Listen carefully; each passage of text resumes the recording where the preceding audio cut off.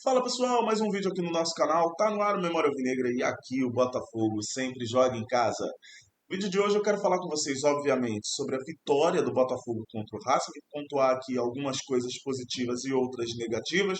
Uma, inclusive, me irrita muito, me incomoda demais, precisa acabar, né?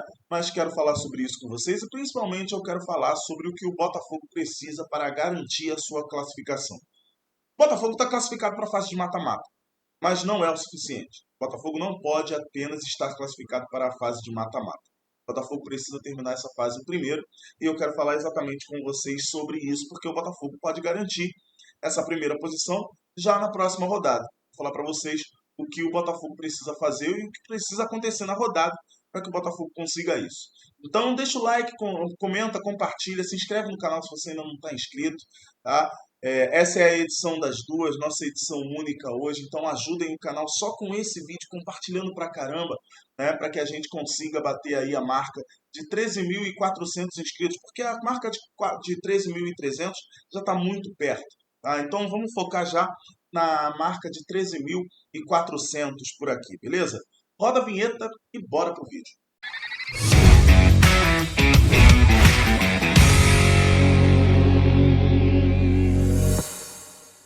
O jogo ontem tem três divisões para mim, tá? Um primeiro tempo de muito domínio territorial, de muito volume de jogo. Um primeiro tempo onde o Racing não ofereceu tanta resistência ao Botafogo, a não ser que o Botafogo deixasse o Racing chegar, mas nunca era uma coisa de o Racing está chegando com muita frequência. Não. As chegadas do Racing eram esporádicas e o Neto estava ali para evitar, né? Em outros momentos, o Neto, na bola mais fácil, ele não teria evitado nada. Mas parece que a confiança do Neto começa a voltar, assim. Claro, ele ainda tem uma falha, na minha opinião, no gol que a gente sofre, né, do Maravilha Martinez, mas não é uma falha clamorosa, tá? Não é uma falha que, para mim, coloque o Neto de novo numa situação de checkmate, né? Mas realmente ele está um pouco adiantado e um pouco mais ao lado oposto de onde sai a finalização. Então a chegada seria mais difícil. Na minha opinião, ali foi um erro de escolha e não uma falha técnica. Foi um erro de escolha. O posicionamento dele foi escolhido errado por ele ali, tá? Mas continuando nas divisões, a gente tem o início do segundo tempo, o apagão que o Botafogo sempre tem. O Botafogo tem um caso sério com o apagão, com a perda de volume de jogo, com a perda de consistência. O Botafogo sofre o gol exatamente neste período de inconsistência. É uma coisa que tem sido costumeira. O Botafogo sempre começa o segundo tempo de forma desconectada. E é isso que mais me incomoda. Eu sei que perder muitos gols incomoda, mas eu acho que o volume de jogo que o Botafogo perde, a consistência que o Botafogo perde, a concentração que o Botafogo perde no início do segundo tempo é o que mais me incomoda. E o Botafogo tem sofrido com esses momentos no início das partidas. Quantos gols nesta temporada o Botafogo sofreu no início das partidas? E aqui eu quero dizer que não é uma coisa exclusiva do Franklin Carvalho. Já com o Anselmi, a gente já sofria esse apagão no segundo tempo. Então, precisa ter alguma coisa, uma conversa, para que esse time esteja sempre ligado durante os 90 minutos. Um jogo tem 90 minutos. E aí vem a terceira divisão dessa partida. Quando o Botafogo muda as suas peças, volta a ter robustez na sua formação e volta a ter domínio territorial, volta a ter volume de jogo. Falando das coisas positivas, né? Já falei do domínio territorial e do volume de jogo do Botafogo, mas eu também quero falar aqui das entradas do Vidalba, do Vidalba, do Edenilson e do Arthur Cabral. O Arthur Cabral, ele não fez nada de importante, mas ele era necessário para fazer com que a equipe do Racing pudesse se preocupar de novo com alguém de força física na área deles. Tá? O Kadir já não tinha mais essa força física para entregar ao Botafogo. Kadir, para mim, na minha opinião, eu acho que dessa desconexão do elenco como um todo, eu acho que ele acabou se cansando demais. E aí, quando o Arthur Cabral entra, a gente tem uma revigorada no nosso ataque. Mas também no nosso meio de campo, a gente tem ali o Edenilson entrando e trazendo uma nova rotação. Olha a importância de manter a rotação numa partida.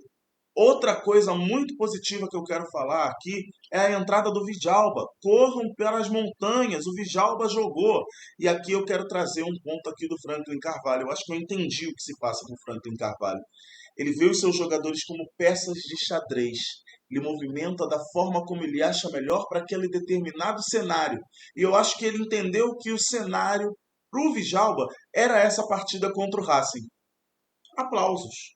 Dessa vez, o Franklin Carvalho acertou. Acertou também na formação inicial do meio de campo, porque nasceu dessa formação inicial do meio de campo o dono do jogo para mim. O dono do jogo foi o Christian Medina. Que partida fez o Medina? O Medina fez uma partida gigantesca. O Medina mostra que realmente, em breve, ele será o personagem principal desse meio de campo do Botafogo, com a saída do Danilo, por exemplo. Então, eu acho que ele vai pegar para si esse poder de protagonista nesse meio de campo do Botafogo, caso a gente não possa contar mais com o Danilo após a Copa do Mundo. E o Danilo, pelo amor de Deus, o Danilo ele não estava numa noite tão boa, mas ele tem uma estrela tão grande que ele foi lá contra o Racing e decidiu de novo. Foi lá, fez o gol da vitória. Só que eu quero destacar uma coisa aqui nesse gol que pouca gente tem destacado. Mas antes, eu preciso falar aqui também do Vidalba. Tá? O Vidalba ele foi muito voluntarioso durante a partida quando ele entra, porque ele joga dos dois lados, claramente fazendo a recomposição com o Alex Telles e com o Vitinho, principalmente com o Alex Telles, que já estava cansado. Quando entra o Marçal, ele já deixa essa recomposição pelo lado esquerdo, porque o Marçal é mais defensivo, mas ele continua a sua recomposição com o Vitinho. Então, assim, eu gosto da obediência tática do Vidalba. Isso ele mostra toda vez que ele entra em campo. Mas falando do Danilo aqui, do gol, claro, a gente precisa dizer aqui, a técnica do Danilo é o que sobressai. Mas só que tem muita gente fazendo com que sobressaia apenas a força do Júnior Santos. E aqui vai uma primeira menção honrosa. O Júnior Santos não teve uma noite muito boa, mas ele é tão voluntarioso, ele não se omite e por isso ele sempre sai premiado de campo. Premiado com as duas jogadas de gol do Botafogo. O primeiro gol só sai, o primeiro gol só é contra, porque ele tá lá atrapalhando o zagueiro, fungando no cangote do zagueiro, e aí sai o gol do Botafogo. O segundo gol sai por três fases. A primeira, a luta do Júnior Santos. O segundo, a técnica do Danilo. Mas tem um terceiro elemento aqui. Reparem o gol de novo. Depois que você assistir esse vídeo, vejam de novo o gol do Danilo. O gol que selou a vitória do Botafogo contra o Racing e a primeira posição. A primeira posição não, né? E a classificação para a fase de mata-mata da Sul-Americana. Ponto 1. Força do Júnior Santos. O Júnior Santos não desiste da partida e isso traz o Danilo com condições de usar a sua técnica. Segundo ponto dessa jogada, segunda fração de segundos, dizendo assim, dessa jogada.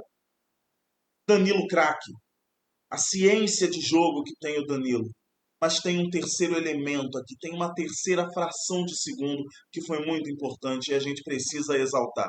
Matheus Martins.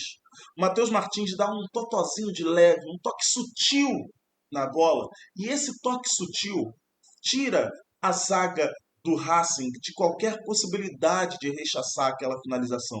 O zagueiro do Racing estava em cima na jogada, mas o pé dele acaba ficando distante por conta desse toquezinho do Matheus Martins.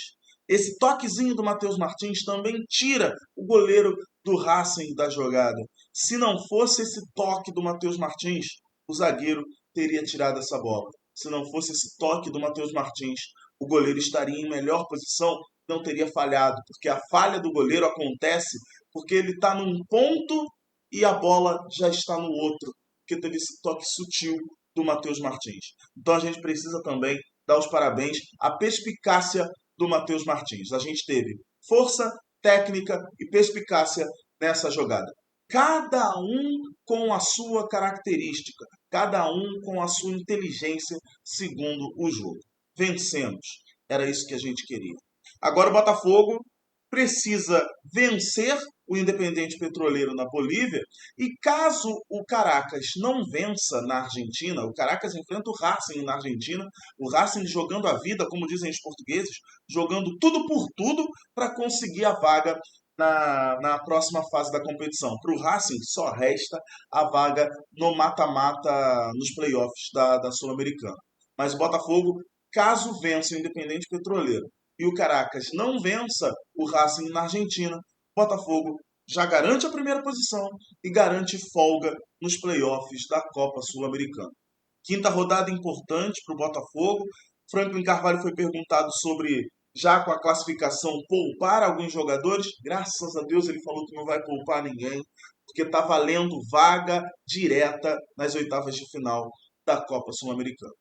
Próximo adversário do Botafogo é o Atlético Mineiro, mas a gente fala do Atlético Mineiro em momento oportuno, não é agora. Agora é hora da gente continuar comemorando a nossa vitória e a nossa classificação para o mata-mata, mas sabendo que a gente ainda precisa garantir a classificação nas oitavas de final como primeiro lugar no grupo B. Espero que vocês tenham gostado desse vídeo. Um grande abraço para vocês. Valeu. Fui.